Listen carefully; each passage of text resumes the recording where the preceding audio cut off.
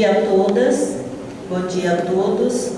Eu quero cumprimentar a gestão da PRAE, na pessoa da professora Miriam, e a todos e todas que estão fazendo essa composição no sentido de construir uma pró-reitoria que se ocupe especificamente da assistência estudantil.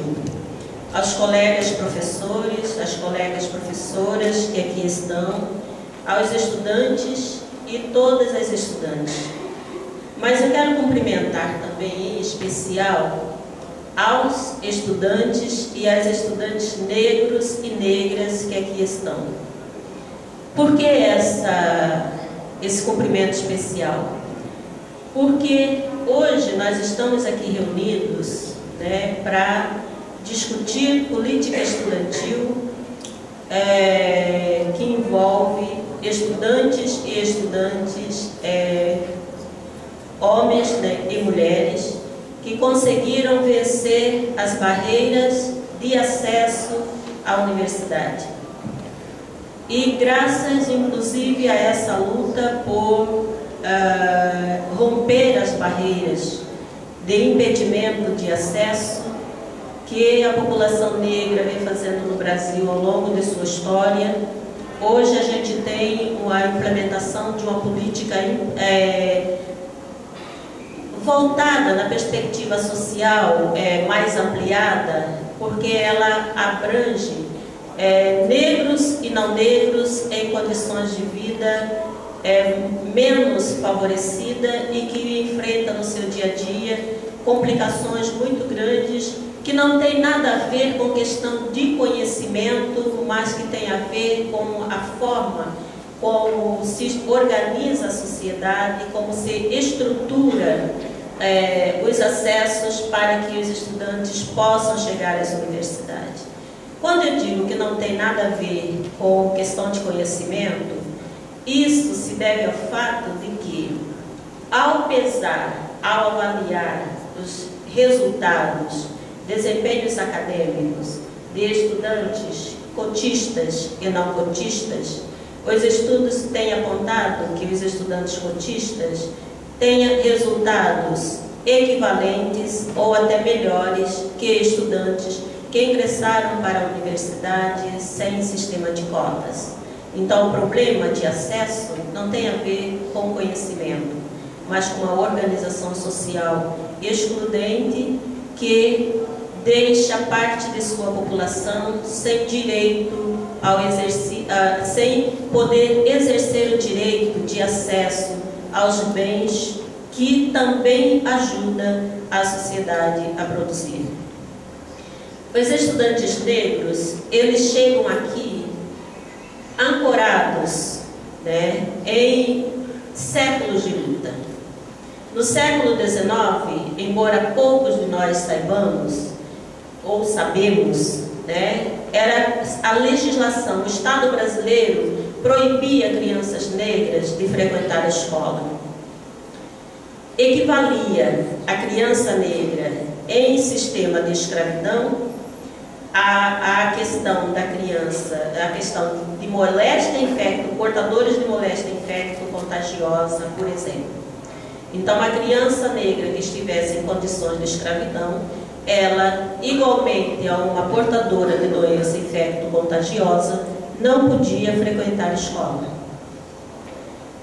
O que não significa que a população negra esteve parada, esteve conformada com essa situação.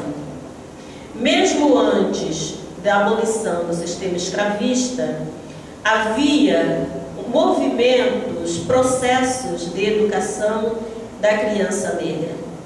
Adriana de Paula, ela traz duas histórias fantásticas do ponto de vista de luta, como exemplo. A luta de um professor que nos anos 50 do século XIX pleiteava a regularização de sua escola para meninos pretos. E ele trazia uma série de documentos de autoridades, abaixo-assinado de pais, e entre os argumentos, cartas, e entre os argumentos que ele utilizava, é que na sua escola, se os meninos não pudessem estudar e aprender com perfeição, que pudessem ao menos estudar e aprender sem coação. Porque nas escolas comuns, que na época eram poucas, né, mas os meninos pretos viviam constrangidos e oprimidos, porque as famílias e professores não queriam meninos pretos estudando ombro a ombro com meninos brancos.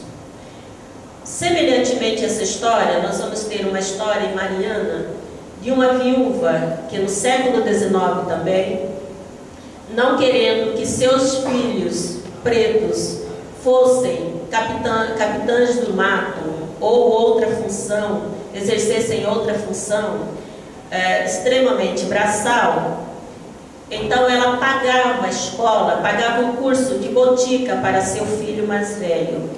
E ela entra na justiça pedindo ao juiz que reconhecesse aquele processo de formação, de escolarização do seu filho.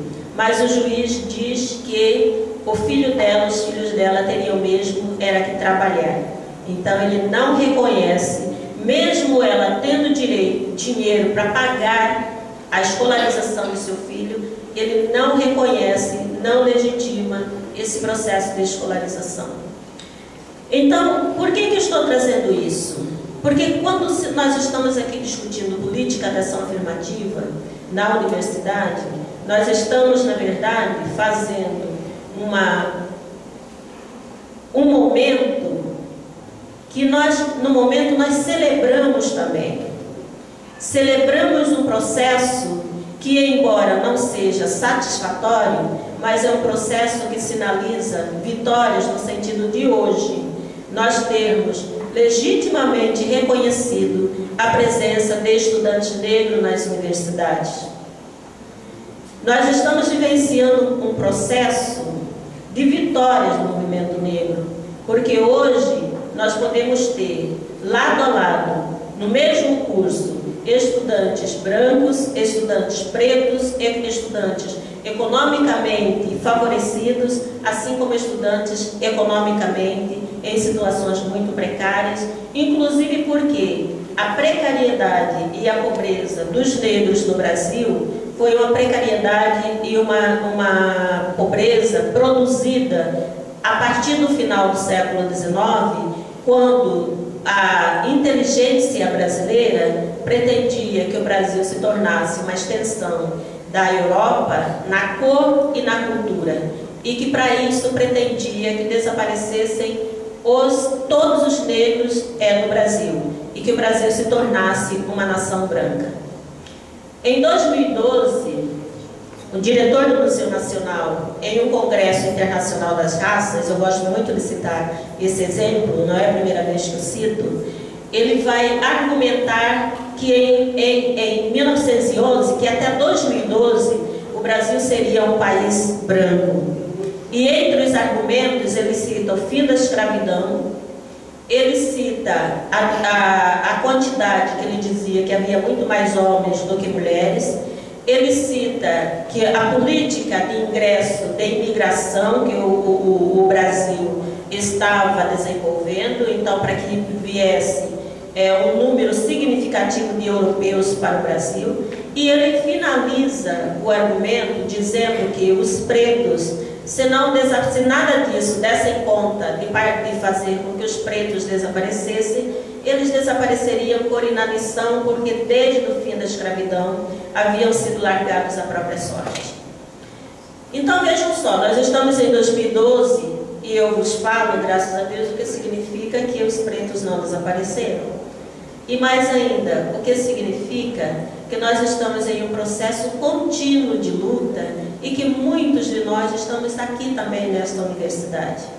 Mas que a universidade, considerando que a pobreza dos negros no Brasil não é a consequência de um legado do que a sociedade brasileira destinou para a população negra, então o estudante negro ele precisa de uma atenção especial na universidade. Uma atenção que vá para além do que se pensa, tem se pensado no que se refere à assistência estudantil para todos os estudantes. Porque na maioria, os estudantes negros, eles chegam à universidade, boa parcela deles chegam já numa faixa etária superior que a maioria dos estudantes comuns, né, brancos ou outros grupos chegam à universidade. Porque muitas vezes eles primeiro precisam passar por um processo de luta pela própria sobrevivência. Então, quando eles chegam à universidade, dificilmente eles chegam na mesma faixa etária que a maioria dos estudantes universitários chegam. Então, o estudante negro, ele já chega na universidade, muitas vezes, com algum tipo de trabalho, o que muitas vezes impede o acesso à assistência estudantil. Porque esse trabalho, mesmo não sendo suficiente para resolver as questões econômicas, muitas vezes é o que ele tem para se apoiar para a própria sobrevivência.